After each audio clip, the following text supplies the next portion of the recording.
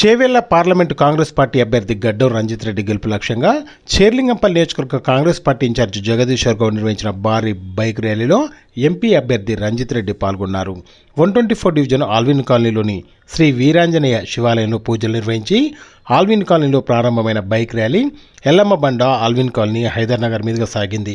ఈ సందర్భంగా రంజిత్ రెడ్డి మాట్లాడుతూ కాంగ్రెస్ పార్టీ ఎన్నికల మేనిఫెస్టోలో భాగంగా ఇచ్చిన 6 హామీలను ఒక్కొక్కటిగా నెరవేర్చుకుంటూ వస్తుందని తెలియజేశారు.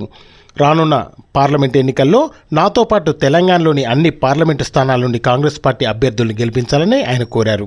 ఈ కార్యక్రమంలో Serilingampally Congress party incharge Jagadishwar Goud, 124 division corporator Dodla Venkatesh Goud, Congress party senior నాయకులు గొట్టిముక్కల వెంకటేశ్వరరావు, హైదర్నగర్ సీనియర్ నాయకులు సత్యం గౌడ్ మరియు డివిజన్ అధ్యక్షులు కాంగ్రెస్ పార్టీ కార్యకర్తలు పెద్ద సంఖ్యలో పాల్గొన్నారు.